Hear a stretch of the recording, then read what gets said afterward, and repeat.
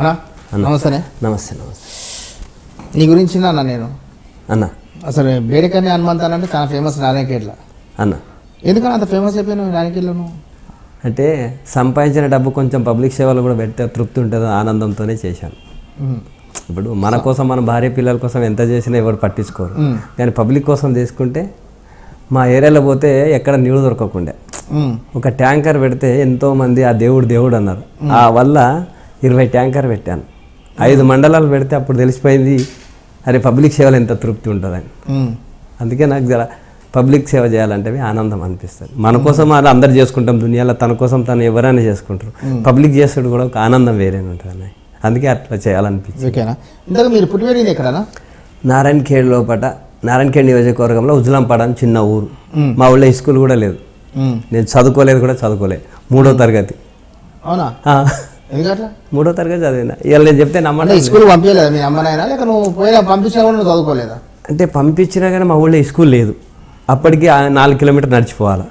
వర్షం పడితే పోకుంటివి. ఆ 3వ తరగతి చదివి మళ్ళీ హైదరాబాద్ వచ్చేసాం. ఇక చదువుకోలేదు, చదువు మీద ఇష్టం లేకుండే. అదే హైదరాబాద్ పోవాలా, మంచి డబ్బులు సంపాదించాలా, కోటేశ్వర కావాలా, అదే తప్పతం ఉండే మాకు ఫస్ట్ నుంచి. అదేనా 3వ క్లాస్ అంటే నీకు ఎంత ఏజ్ ఉంటుంది అప్పుడు? 3వ అంటే 10 సంవత్సరాలు ఉంటాయి. 10 సంవత్సరాలు కాదనా? మీరు 3వ క్లాస్ అంటే మీ ఏజ్ 10 ఉంటుంది. 10. ఈ 10 ఏళ్ళ నుంచి ఎవరన్నా సినిమాలకు పోదాం, షికార్లకు పోదాం, ఆటలు ఆడుకుందాం అంటారు, కానీ నీకు డబ్బు సంపాదించిన ఆశ ఎట్లా వచ్చిందనా? ఎవరు చూసి వచ్చింది? అంటే మా నాయన బాధపడేవాడు, నువ్వు చదువుకుంటే 4 కళ్ళు, చదువుకోకపోతే 2 కళ్ళు అంటుంటే. మా నాయనతో కొట్లాడుతుంటే అరే మా చదువుకున్న 4 కళ్ళు, చదువునోనికి 2 కళ్ళు ఎట్లా ఉంటాయి. అప్పుడు చెప్తుంటే బేటా నువ్వు చదవకపోతే ఆడ పోయి హైదరాబాద్ పోయి నారాయణఖేడ్ పోవాలంటే వేరేకి అడగాల. ఈ బస్సు ఆడికి పోతుందంటే అడగాలి, నారాయణఖేడ్ పోతా అంటేనే నువ్వు బస్సు ఎక్కుతావు, లేకుంటే ఎక్కువ. అందుకే చదువుకుంటే 2 కళ్ళు, చదవకపోతే 4 కళ్ళు బేటా, నీకు 4 కళ్ళు అని మా నాయన బాధపడుతుండే. అసలు ఏ సంవత్సరం హైదరాబాద్ వచ్చినాను? నేను 1981. 1981. ఓకే. అప్పుడు నీ జేబులో ఎన్ని ఉన్నాయా పైసలు వచ్చినప్పుడు, హైదరాబాద్కి వచ్చినప్పుడు? 15 రూపాయలతో వచ్చిన. 15 రూపాయలతో? 15 రూపాయలు. ఆ 15 రూపాయలు ఎక్కడి? మా నాయన జేబులోకి వెళ్ళి తీసుకొని వచ్చిన. దొంగతనం చేసిన? దొంగతనం.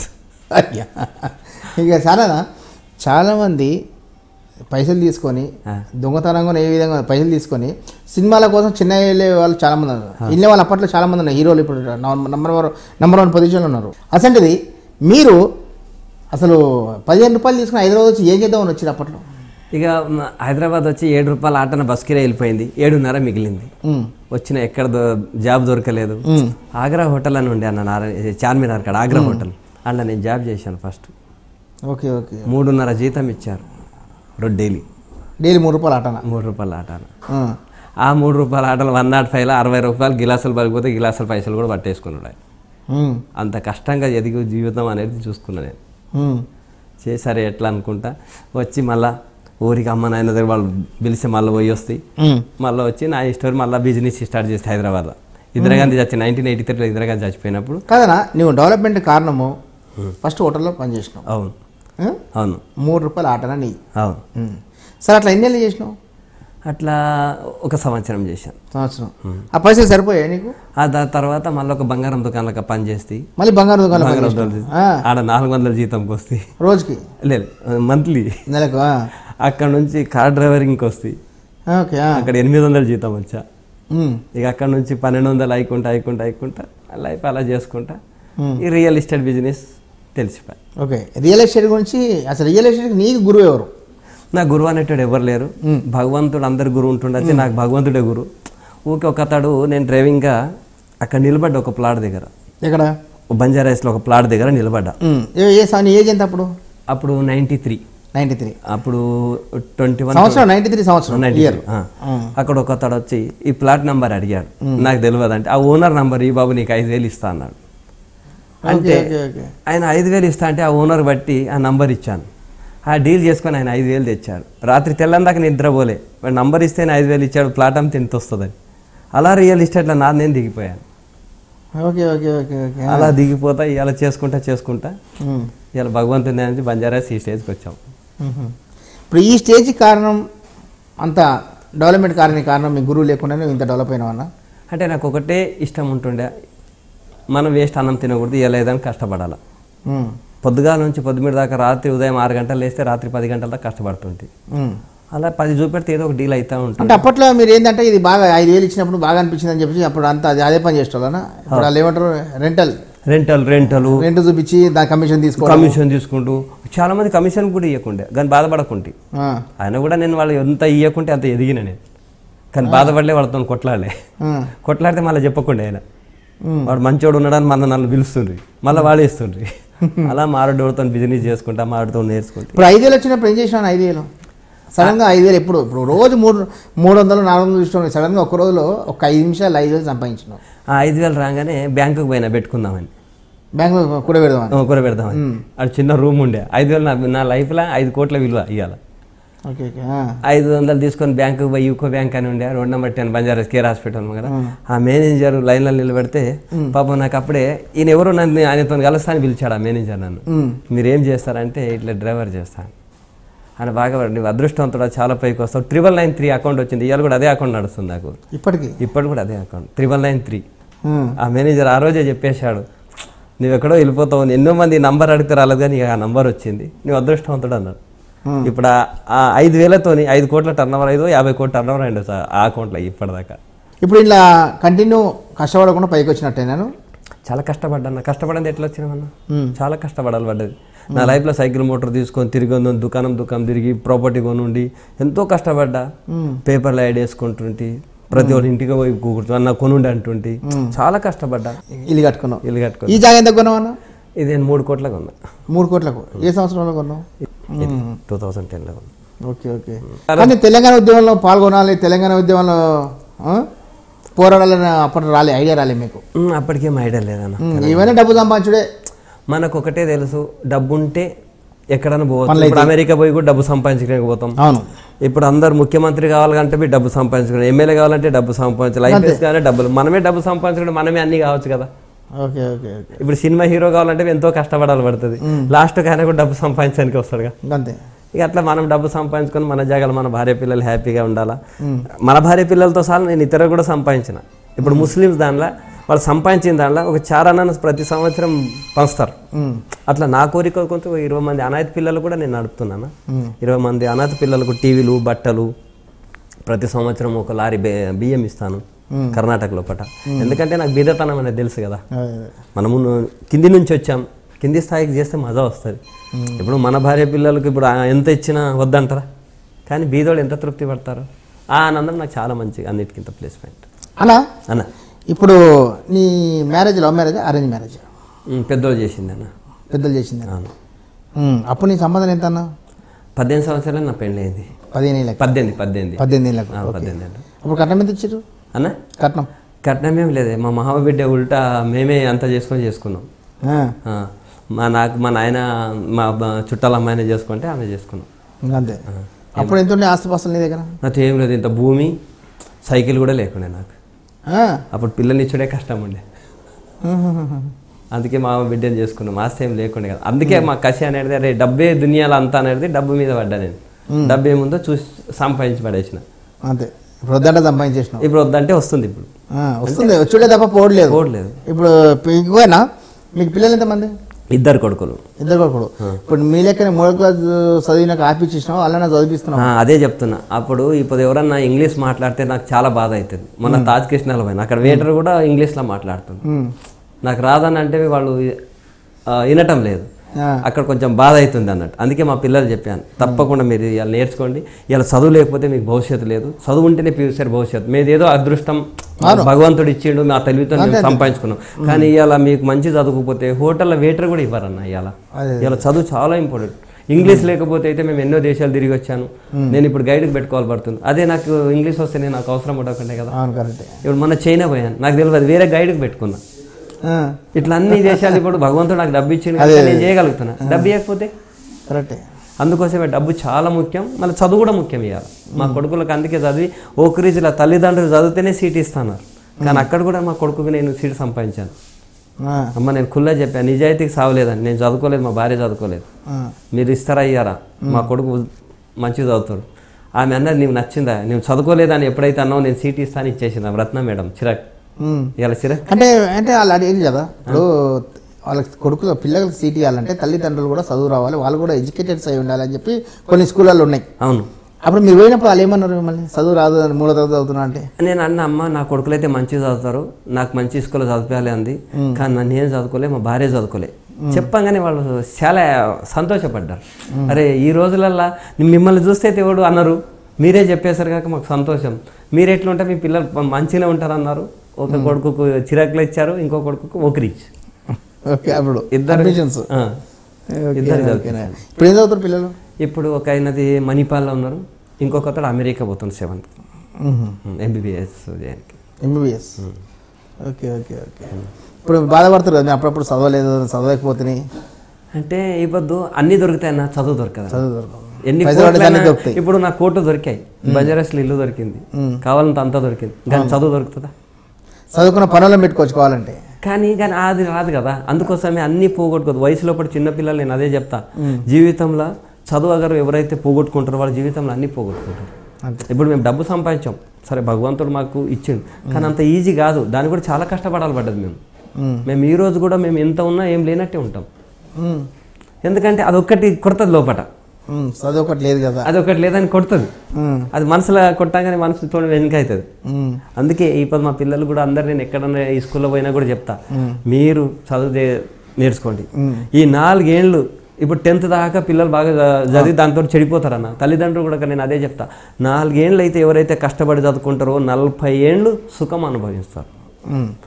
4 ఏళ్ళు ఎవరైతే షోక్ చేస్తారో, ఎంజాయ్ చేస్తారో పిల్లలు 40 ఏళ్ళు కష్టం పడతారు. అందరు నేను అదే చెప్తా, మంచిగా మీ పిల్లల్ని 4 ఏళ్ళు మంచిగా చదివించుకుంటే నేను ఎంతోన్నా మా పిల్లలకు చాలా టైం ఇస్తాను. ఇచ్చిననే ఇప్పుడు ఈ స్టేజ్కి తీసుకొచ్చాను, లేకుంటే నేను చదువుకొని 3వ తరగతి వాళ్ళకి ఈ స్టేజ్కి ఎట్లా తీసుకొస్తా? కరెక్టే అన్న. ఇంకోటేనా, ఇప్పుడు ఫ్రెండ్స్ అందరూ కలుస్తారన్న, ఒక 5-6 మంది కలుస్తుంటారు.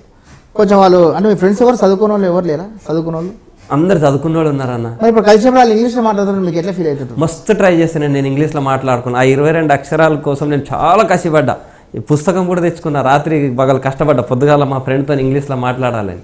కానీ ఏం చేయాలా, ఇలా చదివింది ఒకటి అదొకటి ఇక రాలే, అదొక్కట్లో ఓడిపోయినా నేను. సంతకం పెట్టాలి తెలుగులో పెడతారా మీరు? ఇంగ్లీష్లో పెడతా, అది నేర్చుకున్నా. సంతకం నేర్పించారు? అది మా అబ్బాయికి నేర్పించాడు. నేను కూడా బ్యాంకులో ఫస్ట్ పోయినప్పుడు వాళ్ళు 3 రోజులు ట్రైనింగ్ చేయాలంటే 3 రోజులు ట్రైనింగ్ చేసి పోతే అప్పుడు 9993 అకౌంట్ వచ్చింది నాకు. అక్కడ అదొకటి నేర్చుకున్నాను. అది ఓకేనా. మరి ఇక రాజకీయాల రంగ ప్రవేశం ఎప్పుడు జరిగింది? ఏం లేదన్నా, నారాయణఖేడ్ పోతే పబ్లికే చేసుకుంటా పోతే వాళ్ళే మీరు రావాలని అనుకుంటే నాకు నాయకుడు అనేది ఇష్టం లేకుండా పబ్లిక్ సేవలని చాలా మంచిది. ఇక్కడ అయ్యప్ప సొసైటీలో కూడా టెంపుల్ కట్టాం, దానిలో కూడా చాలా ఆనందం అనిపించింది. మా నారాయణఖేడ్లో కూడా ఒక ఇప్పుడు అదే ఇనాగ్రేషన్ ఉంది, నారాయణఖేడ్ వెళ్ళాలి. నారాయణఖేడ్లో ఒక సాయిబాబా టెంపుల్కు నేను 10 ఏళ్ళు ఆ టెంపుల్ ఎవరు కట్టలేదు, దానికి నేను ఓపెన్ చేయించిన. 6 లక్షలు ఇస్తే ఇప్పుడు 60 లక్షల డెవలప్మెంట్ అయిపోయింది. అది ఇప్పుడు అది సార్ ఎక్కడ పోయినా అది యాద వస్తుంది, పేరు వస్తుంది, అందులో నాకు ఆనందం ఉంది.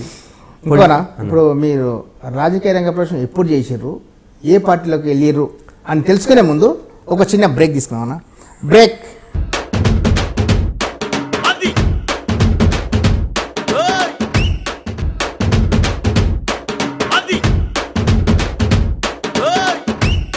Welcome back.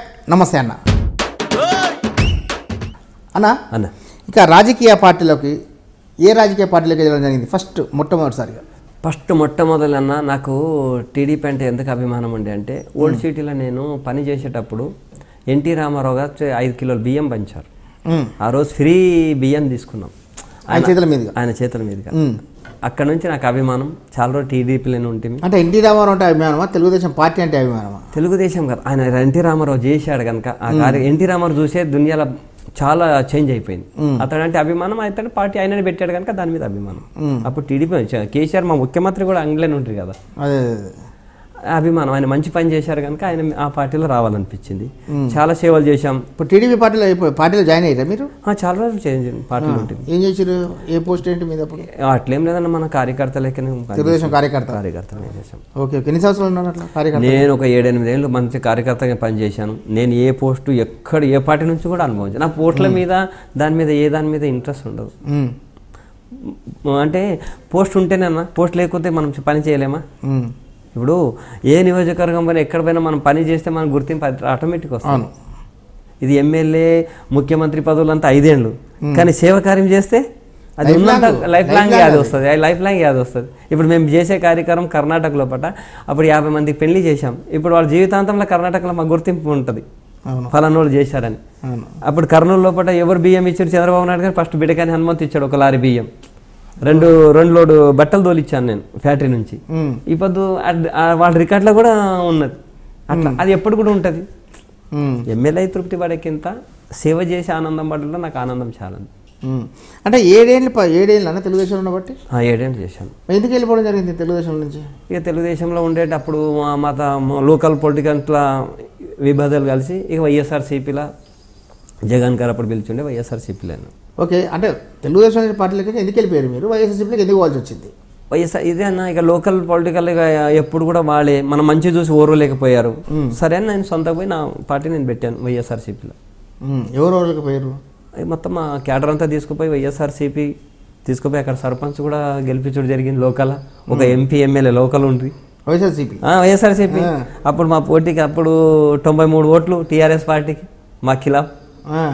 అసలు అప్పుడు హరీసాన్ ఎవరా ఈ బిడకని హనుమంత్ అన్నాడు. అట్లా మేము ఏ పార్టీలో చేసినా అంటే నన్ను చూసి పార్టీని చూసి ఓటేలే, మమ్మల్ని చూసి లోకల్లా మనుషులు చూసి కూడా ఉంటుంది కదా. మనం చేసే సేవకు అక్కడంతా వాటర్ తాపాం. అరే మేము వాటర్కే ఓటేస్తామని వాటర్కే వేశారు.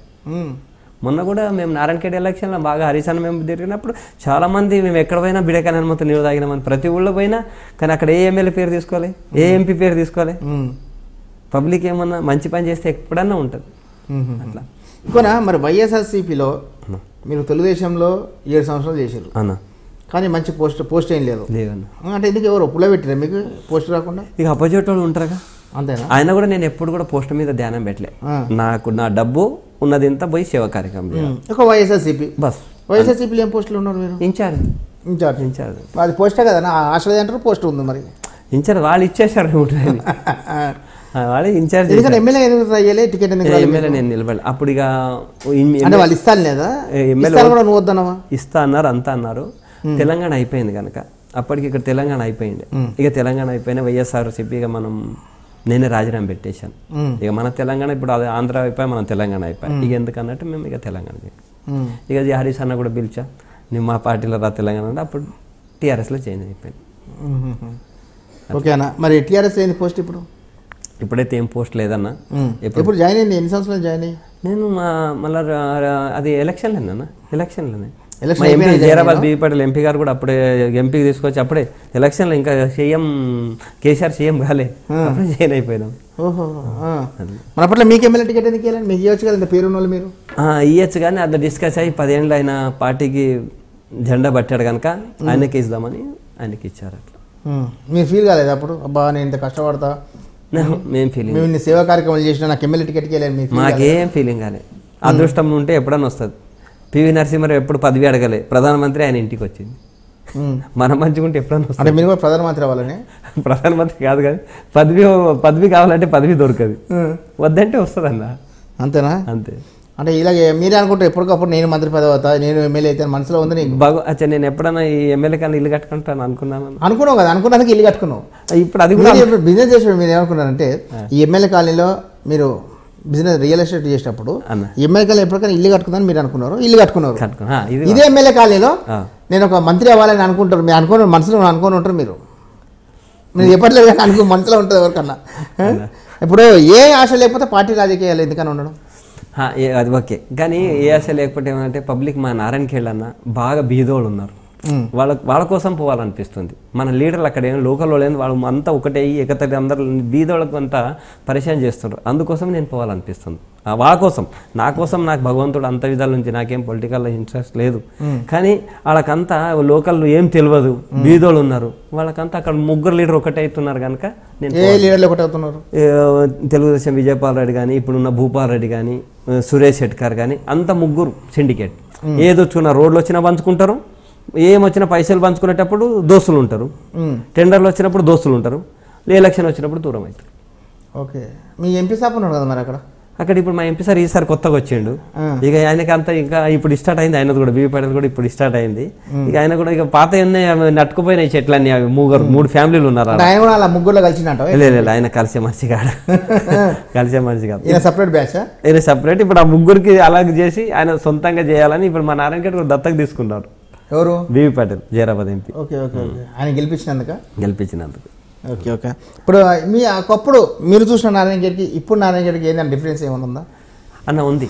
అప్పుడు నారాయణ ఖేడ్ ఎప్పుడు కూడా మారిపోకుండా ఎక్కడున్న తెలుగుదేశం ఉంటుంది, కాంగ్రెస్ వాళ్ళు కాంగ్రెస్కి ఉంటుంది.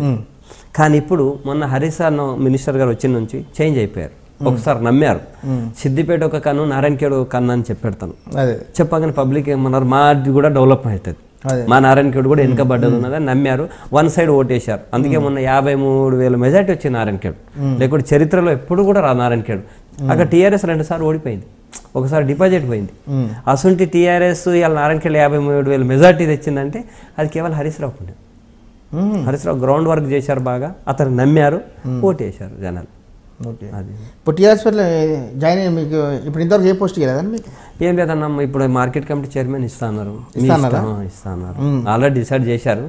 ఇక నేను వద్దు ఎన్నుకోండి, పని చేసుకుంటే బెస్ట్ ఉంటుంది, ముంగట వాళ్ళు చేసేటోళ్ళు చేస్తారు అని నేను అంటున్నా. చైర్మన్ పదవి ఎన్ని సంవత్సరాలు అనేది ఏదన్నా మార్కెట్ కమిటీ? 3 ఏళ్ళు. 3 సంవత్సరాలు. ఇప్పుడు మీరు తీసుకుంటారా వద్దంటారా? ఇక ఆయన హరీష్ అన్న ఓకే అంటే రైట్, లేకుంటే హ్యాపీ అనుకుంటాం. అంటే మార్కెట్ కమిటీ చేయాలంటే మీరు ఏం చేయాలి అక్కడ? అంతే, ఇక మార్కెట్ కట్టిపియాలా, ఇక మార్కెట్ అంతా డెవలప్ చేయాలా. మంచి 5 మండలాలు, అది కూడా ఈక్వల్ టు ఎమ్మెల్యేకి అట్లా, అది కూడా మంచి ఇదే ఉంది పోస్ట్. అది కూడా ఇక డెవలప్ చేయాలి మార్కెట్. అక్కడ అసలు మార్కెటే లేదు మా నారాయణ ఖేడ్. అందుకే ఇప్పుడు హరీష్ అన్న నువ్వుగా అక్కడ మార్కెట్ అది అంతా డెవలప్ చేద్దాం, అంత బాగా. ఇంకోటనా, మీరేమో చిన్నప్పటి నుంచి రిలేషన్ బాగా డబ్బులు సంపాదించారు అన్న. మీరంతా నీతి నిజాయితీగానే సంపాదించారా? కొంతమంది ఒకటే ఇల్లు 10 మందికి చూపిస్తారు చాలామంది. ఇల్లు బాగుందని నా దగ్గర అడ్వాన్స్ తీసుకుంటారు, ఇల్లు బాగుందని అడ్వాన్స్ తీసుకుంటారు. అలాంటి దందాలు ఏమైనా చేయలేదా మీరు? అన్న ఒకటి, ఇప్పుడు మనం చట్నీస్ హోటల్ హైదరాబాద్లో అందరూ ఎందుకు పోతామే? టేస్ట్ బాగుంటుంది. టేస్ట్ బాగుంది. అట్లా మనిషి మంచిగా ఉన్నారని నాకు ఇన్ని మంది నా దగ్గర వచ్చి ఉండొచ్చు కదా. నేను ఒక మోసం చేస్తే మళ్ళీ ఎవడు వస్తాడు? ఈరోజు మోసాలు దందాలు లేవు. ఎవడైతే కరెక్ట్ చేస్తాడో ఆయనే పైకి వస్తాడు. జూట మాట చెప్తే ఒకటికే క్లోజ్ అయిపోతుంది బేరం. ఇప్పుడు అది ఎవరో చెప్పినట్టు కథ, 30 రోజులు అండ తిందామా, ఒక రోజు బిర్యానీ చేసుకుందామా? అట్లా నాకు మంచి చేసుకుంటూ వచ్చాను కనుకనే మనం ఈ స్టేజ్కి వచ్చాం. ఆయన చెడు పని, ఎంత మంచి పని చేసాం ఎప్పుడన్నా బయట వస్తుందా? ఒక చెడు పని చేస్తే ఎట్లా వస్తుంది? అన్ని బ్రేక్ న్యూస్లో అవే వస్తాయి. మరి మంచి పని మేము ఎంతో గుడిలు కట్టించాం. ఓ మీడియా వాళ్ళకన్నా, అన్న నేను ఇక్కడ 3 కోట్లు పెట్టి మేము అందరం కట్టి అయ్యప్ప సొసైటీ హైటెక్ సిటీ దగ్గర అయ్యప్ప టెంపుల్ చాలా పెద్ద కట్టాం. ఏ పేపర్ వాళ్ళు ఏ మీడియా వాళ్ళు రాలే. అన్న ఇంత మీడియా కట్టినాం, జర పేపర్కి ఏంటంటే, అన్న మీ పేపర్ ఎవరు చూస్తారన్న, మీది ఎవరు చదువుతారా అన్నారు. అక్కడ ఒక్క తప్పు పని చేసామనుకోండి, అది మొత్తం అన్ని టీవీలు అదే ఉంటుంది. అంటే మంచి పనికి చెడు పనికి ఎంత తేడా ఉంది. అందుకే మనం రియల్ ఎస్టేట్లో మంచి చేసుకుందామని ఇలా ఇంత హ్యాపీగా ఉండగలిగాం. లేకుంటే ఎట్లా ఉంటామన్నా? Okay okay okay. అంటే మీరు ఇంతవరకు నీతి నిజాయితీగా సంపాదించిన డబ్బుల తర్వాత అంతే డబ్బులు అవే. అయినా నేను అంటుండే, ఎవరు అమెరికా నుంచి కూడా ఎంతోమంది డబ్బులు సంపాదించి తోలిచ్చారన్న. ఒక్కొక్కరు చరిత్ర చేంజ్ చేశాం. వాళ్ళు అమెరికాలో కూడా అంత సంపాదన. ఒకళ్ళు డాక్టర్ బిడ్డే ఉంది, వాళ్ళు అమెరికాలో నాకు కేవలం 14 లక్షలు ఏమో ఇస్తే ఆమెకు మొన్న అమ్ముకుంటే 5 కోట్లు వచ్చాయి. ఆమె అమెరికాలో ఎంత పోతే ఇంకా ₹1 కోటి సంపాదించాలి. నేను ఇప్పుడు 14 లక్షలు పెడితే ఆమెకు 5 కోట్లు సంపాదించి ఇచ్చిన. అంటే ఆమె నన్ను దేవుని లెక్క చూస్తా లేదా? కొండాపూర్లో ఒక 1000 గజాలు, ఇప్పుడు 30,000 గజాలు. 1000 అంటే ఎంత? 3 కోట్లు. ఇప్పుడు అది 60,000 అయిపోయింది. ఇప్పటికి రిలేషన్ చేస్తున్నాను. ఇప్పుడు రిలేషన్ లేఅవుట్లు చేస్తూ ఉంటాం. ఇప్పుడు నారాయణ ఖేడ్, శంషాబాదు, ఇప్పుడు నెక్స్ట్ జైరాబాద్ చేస్తున్నాం అన్న. జైరాబాద్ అంటే ఒకటేసారి కట్టేసి భూమి తీసుకొని ప్లాట్లు చేస్తాం. భూమి కొనేసి ప్లాట్లు చేసి ఒక 200, 150, 300 హై ఏబిసి అని చేస్తాం. ఇక A1, B ఇట్లా C 3 నమూనాలు చేసి అమ్ముతాం. అంటే మీరు ఆల్రెడీ టీఆర్ఎస్ పార్టీ తక్కువ ధరకు కొంటారేమో భూములు. ఎందుకన్నా తక్కువ ధర ఎందుకు కొంటాం? మంచి రేటు గవర్నమెంట్ మీదే కదా. గవర్నమెంట్ మీద అంటే రైతులు ఊకుంటారన్న. మొన్న ఎవరో రైతు ఏదో తక్కువ రేటు అడిగితే, అరే మీ కేసీఆర్ ఫామ్ హౌస్ ఇస్తారని అడిగిండోడు. అబ్బో ఇప్పుడు రేపు ఎవరు తక్కువ లేరు అన్నావు, ఆడు కోట్లకే కేసు వేసాడు. మొన్న మీది 3,04,000 మీ సీఎం భూమి ఉంది కదా ఎర్రవల్లిలో, అది ఇచ్చేయమన్నాడు. అందుకే ఈ రోజు రేపు రైతులు ఏం తక్కువగా రాను, ఎమ్మెల్యే ఎంపీ కింద ఎక్కువ ఉన్నారు. వాళ్ళు తక్కువ రేట్ వేస్తారు. మళ్ళీ మేము గజం అమ్మేది చూసి ఎకరాల రేటు చెప్తున్నారు. ఇప్పుడు మాకు అదే ప్రాబ్లం అవుతుంది. మేము గజం అమ్ముతాం, వాళ్ళు గజాలు లెక్క పెడతారు కానీ అలా 2000 గజాలు రోడ్డుకు పోతుంది అనేది తెలియక వచ్చింది వాళ్ళకు. నాది 5000 ఒక ఎకరా, 4850 గజాలు, నాది ఆ రేటు కావాలా, కొడుకులతో లెక్క చేపిస్తున్నారు. 3000 గజాలు ఇంటూ 4850 ఎంత అవుతుంది, కానీ అలా 2000 గజాలు మేము రోడ్డుకి విడుస్తాం. ఆ రోడ్డు కూడా వాళ్ళు లెక్కేస్తారు. ఇక మనకు ఎట్లా వర్కౌట్ అవుతుంది? మనకింత హుషారు ఉన్నారన్న, రైతులు ఏం తక్కువ అంచనా, చాలా హుషారు. ఓకేనా? ఇప్పుడు నెక్స్ట్ ఎమ్మెల్యే టికెట్ ఇచ్చిరు అనుకున్నా మీకు అన్న, నెక్స్ట్ అన్న అన్న గెలుస్తారా నమ్మకం మీకుందా అన్న? ఎప్పుడు కూడా మన కష్టం, మన సేవ ఎప్పుడు కూడా గెలిపిస్తాం. గుర్తింపు ఉండేది సేవ. పొలిటికల్ వస్తాయి పోతాయో అవి ఏం లెక్కది. ఎప్పుడన్నా గ్రౌండ్లో పడి ఎవడన్నా కష్టపడ్డ నాయకుడు ఎప్పుడన్నా పైకి వస్తాడు. అంటే మనం పబ్లిక్లో ఉంటే, ఇప్పుడు చేప నీళ్ళలో ఉంటే బతుకుతుంది, లీడర్ అనేటాడు పబ్లిక్లో ఉంటే ఎప్పుడు ఉంటాడు. ఇంకా పబ్లిక్లో ఉంటారు కదా, ఫిలింనగర్లో ఉంటారు వచ్చి, బంజారాస్ ఫిలింనగర్, బంజారాస్ ఇప్పుడు రేపైనా 2 గంటల దారి.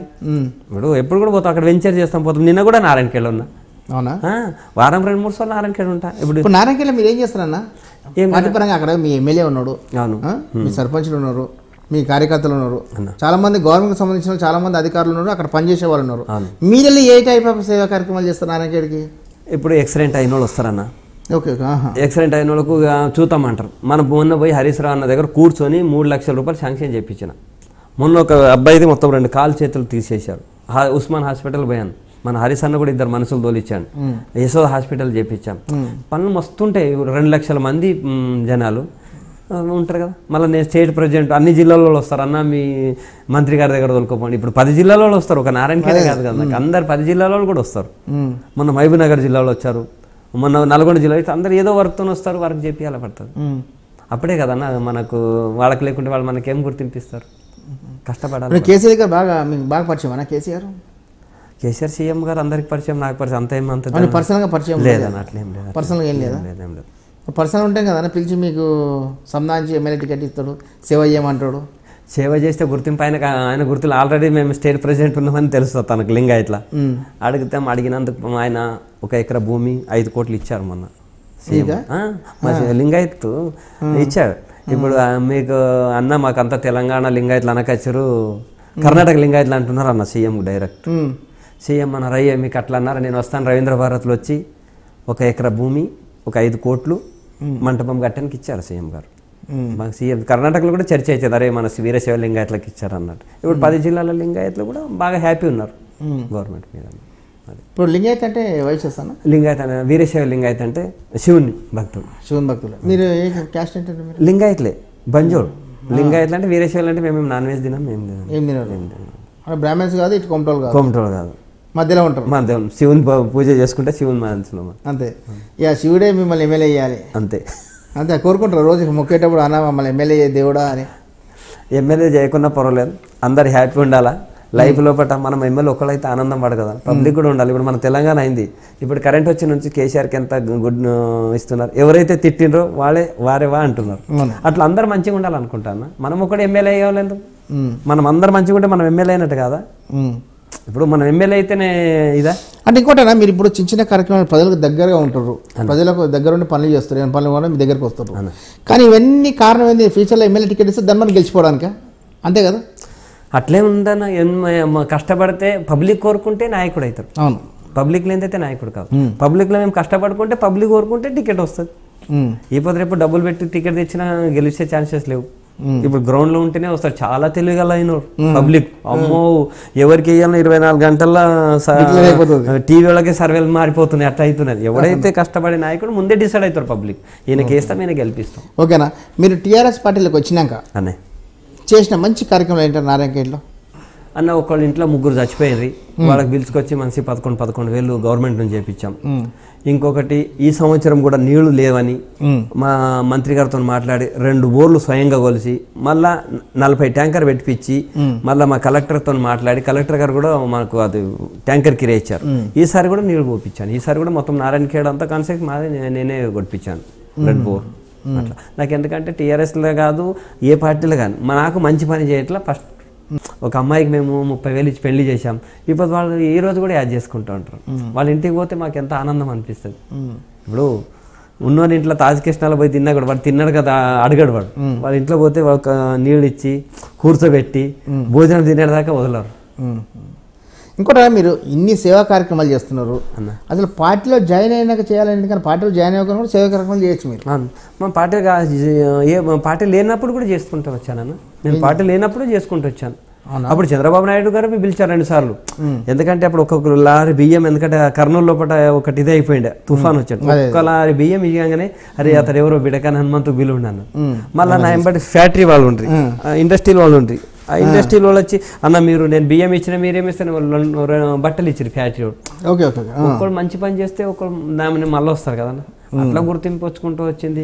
మంచిగా అనిపిస్తుంది మాకు కూడా. మేము బీదతనం నుంచి పైకి వచ్చాం. ఇప్పుడు కష్టపడ్డాని కష్టం తెలుసు, ఉన్నోని తెలియదు. ఇప్పుడు మా పిల్లలకి కష్టం తెలియదు.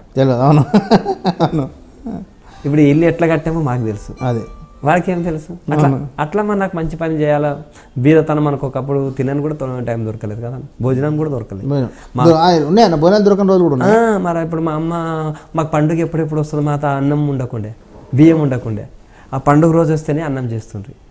అప్పుడు ఏదైనా పండుగే తింటుండే, వట్టేప్పుడు రొట్టె తింటుంటే. అట్లా చూసి వచ్చినామన్న, అన్ని చూసినప్పుడు ఈ పొద్దు మరుస్తాం ఆ రోజులు. అన్నం ఎప్పుడు దొరకకుండా పండుగనే ఉంటూ వస్తుంది. ఆ పండుగ రోజు భోజనాలు మా అమ్మ. అంటే మీరు డెవలప్ అయిన తర్వాత మీ అమ్మ నేను చూసి లేరన్న, వాళ్ళు చచ్చిపోయారు. ఎవరు లేరు. ఆ అదృష్టం మనకు లేదు. వాళ్ళు చూసే అదృష్టం లేదు. వాళ్ళకి చూసే అదృష్టం లేదు. మళ్ళీ ఎవరైతే తల్లిదండ్రులు ఉంటే వాళ్ళు చాలా అదృష్టవంతులు. ఇప్పుడు నాకైతే తిరుపతి వెంకటేశ్వర, షిరిడి సాయిబాబాను ఇంపార్టెంట్ కాదు, కన్న తల్లిదండ్రులు ఇంపార్టెంట్. ఎందుకంటే మనకు చేసింది చాలా మంది కన్నదండ్రులు ఇక్కడ ఇడిసిపెడతారు, తిరుపతికి పోతారు. అవును, ఇక్కడ జీతగాలతో పని చేపిస్తారు. అవును, కానీ ఏం లాభం. మనం తిరుపతి పోకన్నా పర్వాలేదు, మన తల్లిదండ్రులు ఏంటంటే మనమే తిరుపతి, మనమే దేవుడు. కన్నుడే మనకు అన్నిటికింత పెద్దే కదా. దేవుడు కూడా దానికి ఆశ్రయిస్తుంది. ఆడపోయి ఈడ పని వాళ్ళు చేసి ఆడ తిరుపతికి పోతే ఏం ఇస్తారు? లేదు. అది కొన్ని మేము ఇట్లా సిద్ధాంత ఆలోచన చేస్తాం. కానీ చాలామంది తల్లిదండ్రులు కూడా ఆలోచన చేయాల్సిన అవసరం ఉందని, ఒకటి తన పిల్లలు మంచి కావాలని కోరుకుంటారు. దాని తర్వాత పిల్లలు అయితే ఆ తల్లిదండ్రులకు చాలా నష్టాలు జరిగిపోతున్నాయి. కొన్ని మంది వాళ్ళు కోరుకున్న కోరికలు తీరకొచ్చినాయి. ఇప్పుడు చదివించేదాకా పిల్లల్లో పోతుంది, చదివిన తర్వాత పెళ్లి అయినాక అదొక నమ్మనం, అది అయినాక కరెక్ట్ రాకపోతే అదొక టెన్షన్. అది జీవితం ఎక్కడ పోతుంది 60 ఏళ్ళు ఎవరికి తెలియకొచ్చింది.